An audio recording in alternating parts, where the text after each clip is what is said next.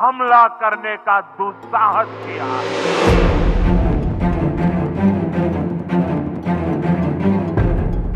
গর্জন তুলে একে একে উড়ে আসছে রাফাল, সুখোই, মিরাজ, জাগুয়ারের মতো যুদ্ধবিমান। দুয়ারে যখন যুদ্ধের দামামা, তখন ভারতের এই পদক্ষেপ কি ইঙ্গিত দিচ্ছে? পাকিস্তানের সাথে চলমান উত্তেজনার মধ্যে ভারতের এই মহড়াকে অত্যন্ত তাৎপর্যপূর্ণ বলেই মনে করছেন সামরিক বিশ্লেষকরা। আপৎকালীন পরিস্থিতিতে যুদ্ধবিমান কিভাবে অবতরণ করবে তার জন্যই ভারতীয় বাহিনীর এই মহড়া। পাকিস্তানকে জবাব দিতে মরিয়া হয়ে উঠেছে ভারত। প্রধানমন্ত্রী নরেন্দ্র মোদী সশস্ত্র বাহিনীকে দিয়েছেন পূর্ণ স্বাধীনতা।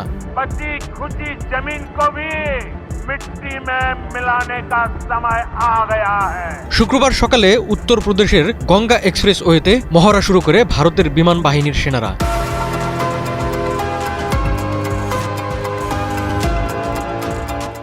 এদিন Sukhoi 30, MKI, Mirage 2000, MiG-29, Jaguar, C-130J super Hercules, AN-32 পরিবহন বিমান এবং MI-17 হেলিকপ্টার দিয়ে মহড়া চালানো হয়। এক্সপ্রেসওয়ের দুই পাশ দিয়েই ওঠানামা করে যুদ্ধবিমানগুলো। গঙ্গা এক্সপ্রেসওয়ে উত্তরপ্রদেশের চতুর্থ হাইওয়ে, যার পাশেই পৃথক একটি রানওয়ে রয়েছে। আপৎকালীন পরিস্থিতিতে যাতে যুদ্ধবিমান ওঠানামা করতে পারে সেজন্য পৃথকভাবে 3.5 কিলোমিটার দীর্ঘ এই রানওয়ে তৈরি করা হয়েছিল। সেখানেই শুরু হয়েছে এই যুদ্ধবিমানের মহড়া।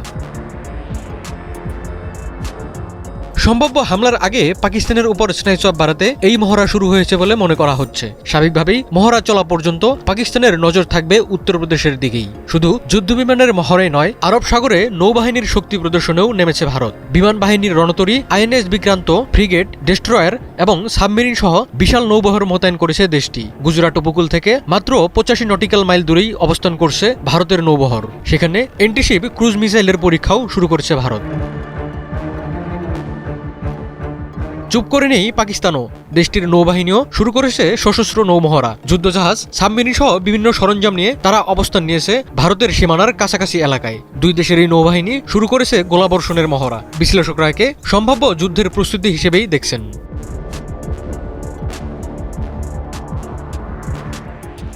2019 সালে পাকিস্তানে হামলা চালাতে গিয়ে ভূপাতিত হয় ভারতের একটি যুদ্ধবিমান। যুদ্ধবিমানটির পাইলট অভিনন্দন বর্তমানকে 60 ঘন্টা আটকে রাখার পর ফেরত দেয় পাকিস্তান। এ ঘটনা ভারতের জন্য এক প্রকার শিক্ষা হয়ে আসে। নিজেদের প্রতিরক্ষা শক্তির আধুনিকায়নে উঠে পড়ে লাগেন নরেন্দ্র মোদী। গড়ে তোলেন বড় ও বৈচিত্র্যময় বিমান বহর।